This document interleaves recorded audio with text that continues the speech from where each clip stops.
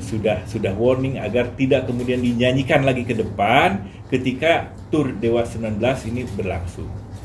Nah, hanya kan tadi kita menanggapi bahwa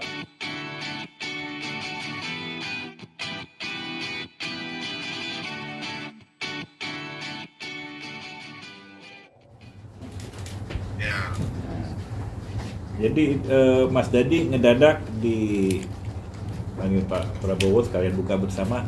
Ini biar kita lanjut aja ya Mas untuk menanggapi. Tapi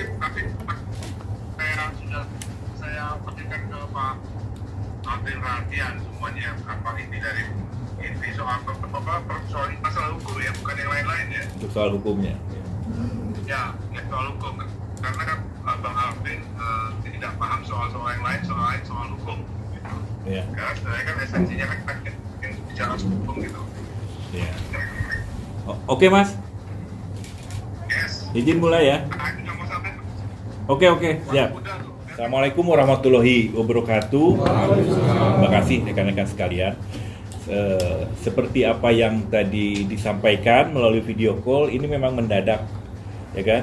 Mas Dani, dan saya kebetulan yang tadinya sedianya akan hadir bersilaturahim dan berdiskusi ataupun menyampaikan rilisnya pada hari ini bersama kita semua, mendadak tadi buka bersama dengan di Kemenhan dengan Pak Prabowo, tapi tanpa mengurangi substansi ya yang akan disampaikan. Mas Dani tadi berkirim pesan menyerahkan segala sesuatunya kepada saya untuk hal persoalan hukum ya, persoalan hukum. Jadi sore hari ini rekan-rekan sekalian, saya akan menyampaikan rilis terkait dengan tadi apa yang sudah disampaikan oleh kuasa hukum Once ataupun saudara Once Michael sendiri, ya kan?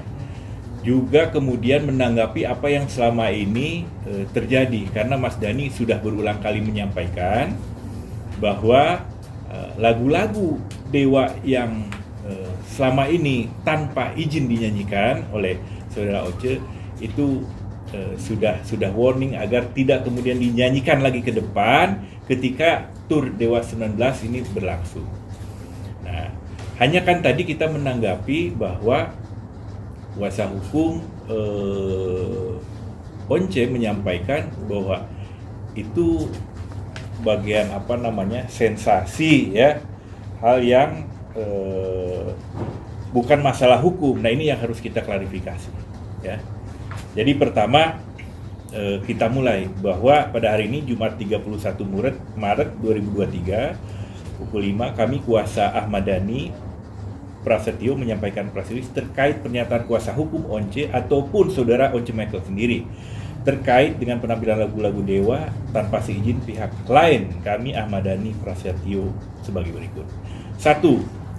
Bahwa berdasarkan pasal 9 Peraturan Pemerintah Nomor 56 Tahun 2021 tentang pengelolaan royalti hak cipta lagu atau musik PP 56 2021, penggunaan hak cipta secara komersil oleh setiap orang dengan mengajukan lisensi izin dari pemegang hak cipta.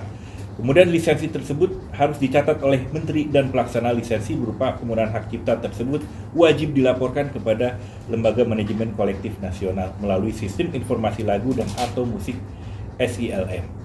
Kedua, bahwa berdasarkan pasal 80 Undang-Undang 28 tahun 2024 tentang hak cipta, Undang-Undang Cipta, pemberian izin lisensi harus dalam bentuk tertulis. Ya. Karena akan dicatatkan oleh menteri dan digunakan untuk melaporkan kepada LMKN melalui SILM. Bahkan dalam pasal 1 angka 9 PP 56 2021 jelas dan tegas dijelaskan lisensi adalah izin tertulis dari pemegang hak cipta. Yang ketiga, pasal 10 ayat 2 PP 56 2021 memang mengatur penggunaan secara komersial untuk suatu pertunjukan dapat menggunakan lagu atau musik tanpa perjanjian lisensi dengan tetap membayar royalti melalui LMKN. Hal ini juga terdapat di pasal 23 ayat 5 Undang-Undang Hak Cipta, di mana setiap orang dapat menggunakan hak ekonomi dalam pertunjukan tanpa izin sepanjang membayar royalti atau imbalan melalui LMKN. Yang keempat, bahwa saat ini besaran royalti diatur dalam keputusan LMKN yang disahkan oleh keputusan Menteri Hak Asasi Manusia Kepmenhumkam nomor HKI 2 OT 030102 tahun 2016 tentang pengesahan tarif royalti untuk pengguna melakukan pemanfaatan komersial dan atau produk hak terkait musik dan lagu. Namun keputusan tersebut sudah tidak berlaku karena hanya berlaku sampai 2017.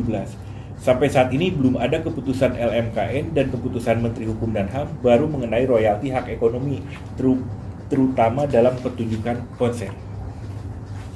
Bahwa hal tersebut dalam angka 4 menunjukkan pasal 23 ayat 5 Undang-Undang Hak Cipta tidak operatif, ya. Artinya imbalan atau royalti yang dimaksud belum ditetapkan oleh LMKN dan disahkan oleh Kemenkumham.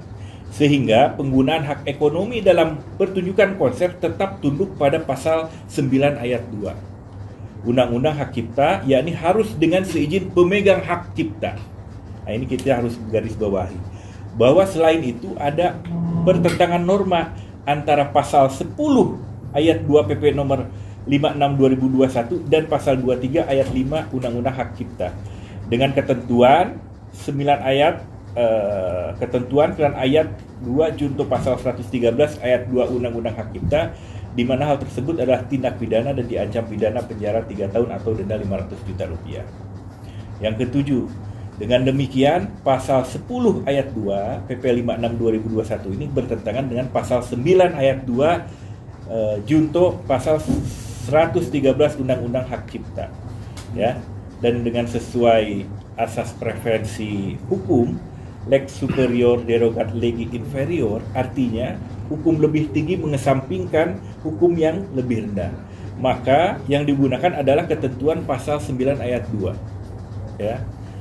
Pasal 9 ayat 2 junto pasal 113 Undang-Undang Hak Cipta. Jadi penggunaan secara komersil untuk suatu pertunjukan dapat menggunakan lagu atau musik harus dengan seizin pemegang hak cipta. Ini harus digarisbawahi.